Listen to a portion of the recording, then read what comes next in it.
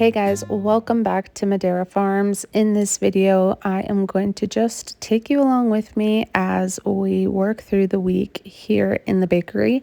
It is a very slow week and I am here for it. I felt a little burnout the last few weeks, so I'm actually taking a vacation here pretty soon and I am so excited for it. But it is 5 o'clock in the morning and I need to get this dough formed. As you can see, it is on the verge of overproofing. The weather has been so hot and humid here that honestly the dough is so unpredictable that I am just doing whatever I can to make it work at this point. My week actually starts on a Sunday. I didn't film it because we were just running around. The kids were running around and I was just working in between. But I feed my starter Sunday and then I mix my dough Sunday night. And then that way Monday I can get a head start on getting everything formed and cold proofed. So this dough is for my wholesalers. I do a delivery on Tuesday. We'll also do some cinnamon rolls on Monday, which is today in this video, and you'll be able to see how I do that as well. The good thing about getting a head start in the week is that you don't feel rushed. As I'm speaking to you, I currently did not do it this week, and I am feeling that. It's so nice to have a weekend, but then you pay for it. Each bin contains 14 loaves of dough. My loaves are 850 grams, so I just make sure to have enough for the start of the week. On the board over here, I write down every loaf that needs to go out. It helps me stay organized when I have so much going out in 1 week. Typically, I am doing 100 to 200 loaves in a week, and this week I think I'm right around like 105. So it is definitely a slower week for me. Staying organized in your bakery or any business is always the key to success. I used to not have a board and I was trying to just do it on my phone, and visually I just needed something so that I could see.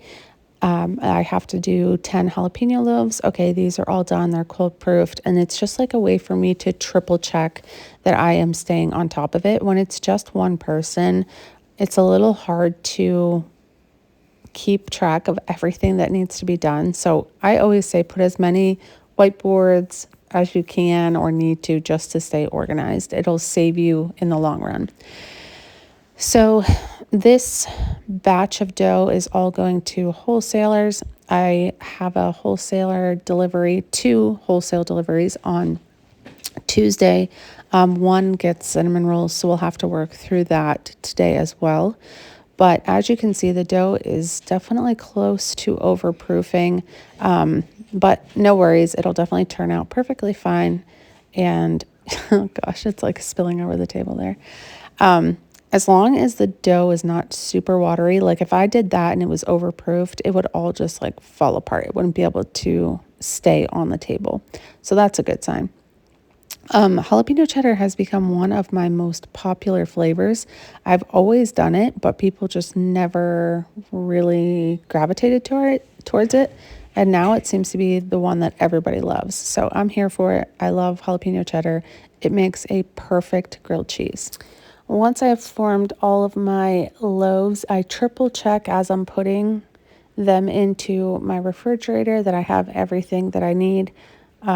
My biggest fear, and it's happened to me before when I wasn't organized, was I go to bake and I'm missing a loaf or two. So I like to just double, triple, quadruple check that everything is good.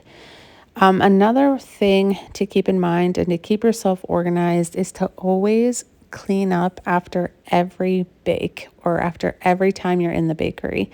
This has become a routine for me. A lot of times with kids, it's really hard to have rhythms and routines in your work or in your day, but I've been working really hard to do that. So after every time I am either changing what I'm doing in the bakery, or if I'm done for now and I can go upstairs or whatever, I make sure to wipe down all of my surfaces, kind of organize. If there's any dirty dishes that need to go up and be washed, I take those up with me.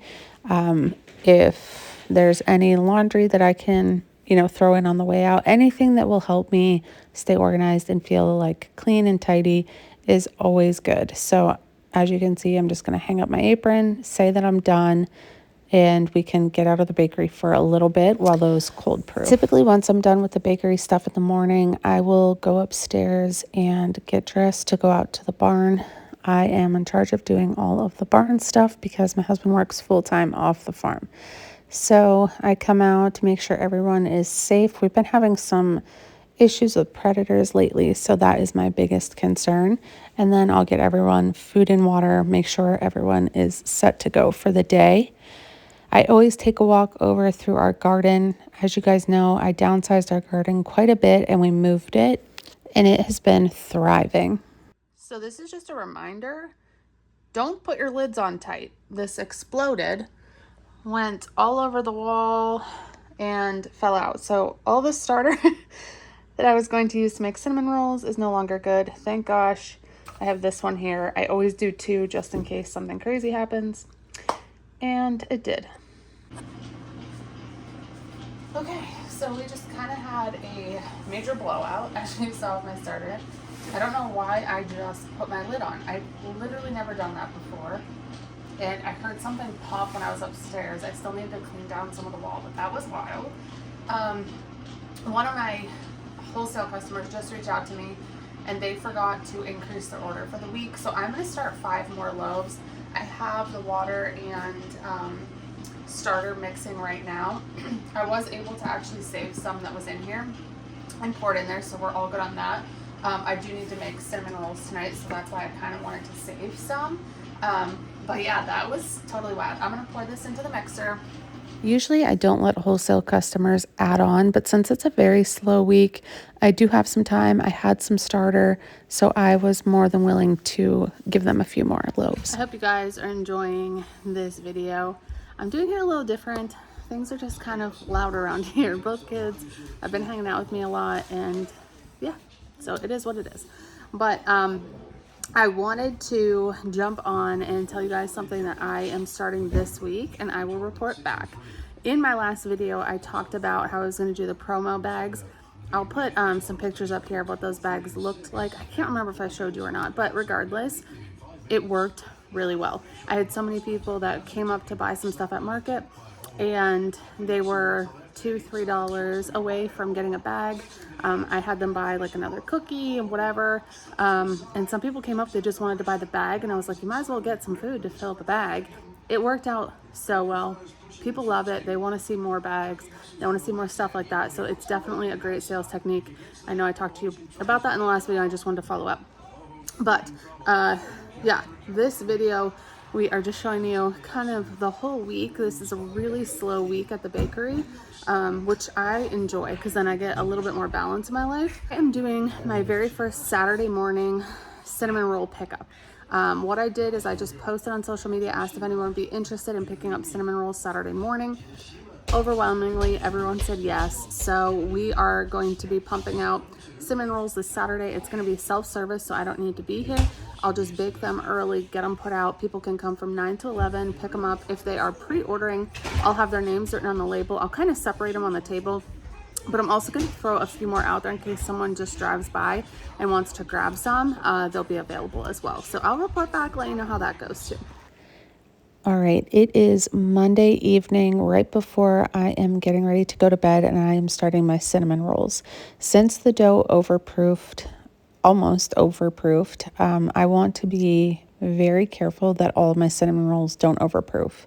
So I am starting these right before bed. This gives them about 7 hours to proof, which would be perfect. When I make my cinnamon rolls, I don't roll out all of the dough in one big batch. I actually portion out the dough and do 2 orders at a time. So this will actually have 8 individual rolls in it. It just turns out better. It's more consistent. And when I'm baking, that's all I care about is consistency. Because if you think about it, if one batch or a roll is a lot thicker than the rest and it takes a little longer to bake, then you're kind of out of rhythm for the rest of the bake. So it's very important to be consistent in portioning everything out, rolling it out so that the baking is consistent as well. I use thread to kind of measure out the size of my rolls make sure I am making them even, and then I use it to cut the rolls as well. I'm still a little bit of a newbie when it comes to cinnamon rolls, so I can't really eyeball it quite yet. The thread just makes it easy to cut, so I'm not pushing down on the rolls. And then I put them into the tins and I'm going to let them proof overnight.